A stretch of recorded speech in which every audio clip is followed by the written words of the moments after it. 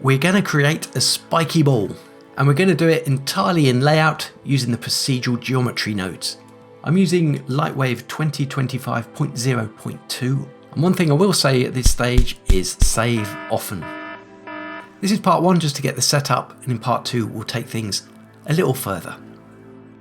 Let's create this spiky ball with Procedural Geometry. Create a null object, and we want to keep this name slightly generic because you can't change it later. I find I might experiment with one thing and then go an entirely different route, and the name just doesn't correlate with actually what I'm doing. But anyway, let's call this ProGeo. Let's just call it base, that's pretty generic. PV properties, bring up the object properties. I'm going to remove all those objects there just to keep it nice and clean. I'm going to add the Procedural Geometry modifier there. Double clicking on that opens up the node graph, and I'm also going to hit Option V, and that'll bring up a new viewer because I'm a bit strapped for space. This is a handy quality of life thing, but I'm going to close it down again just to give us some more space. This doesn't have to be complicated. Everything we need will be under this Procedural Geometry drop down, and we're always going to need an add geometry, so we might as well start there and connect that up. Now we'll start with the object that we're going to base everything on. So we're going to start with a primitive, and that's quite simply this node here. So I'm going to take that and result into the geometry, and that effectively is what we want. So we're going to double click the primitive geometry node here. We don't want a cube, we want a sphere. Quite a few sides on this so far, we don't need that many, so we're just going to start really low. 1 or even 0, no, let's go 1. Now that's quite a big ball at the moment. We're going to take that down to 5%. Not sure why this is a percentage, but 5% will be 5 centimeters. On each of these points, we're going to put a 2-point polychain. Obviously, there's a few more nodes we'll need for this, but we'll start with the line geometry.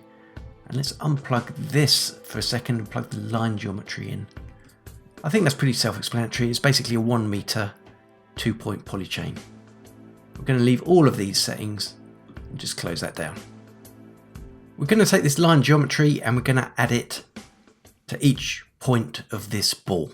And we're going to need a few additional nodes to do this. And we're going to start with a for loop, an info geometry, and a data. Take the result into the geometry filter, and we'll take the point count into the end point of the loop. So that gives us the amount of points in that ball.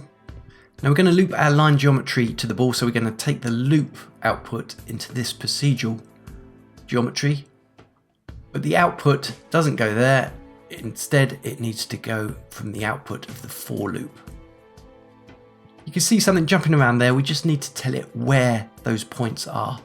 So this is where the data geometry comes in. We'll take the result into this geometry, the count into the index, and the point into the position. Now we're nearly there. Let's say we want to see the ball in its base position. Well, we'll get another add geometry node. Take the result into the geometry, and this is like a pass through, so this is basically just allowing us to see the two together. As you can see, not quite right yet. We just need to sort the rotations out, and that's a quick fix. There's a new node in the 2025 release. It's called the Vector Line HPB. This takes a whole ton of maths out of something which I never understood in the first place, but we're going to take the point normal into the vector up and the result into rotation. And there we go. This is what the nodes look like with a little bit of a tidy up. Let's jump to VPR a second. I'm going to double click on the environment light and turn visible to camera off. Okay. With our ProGeo base selected, over in the edges tab, you'll notice we can now play with the particle line thickness. So it's set to 1 here. Perhaps you want it a bit thicker. If we put a negative number in here, it will give us 3D space.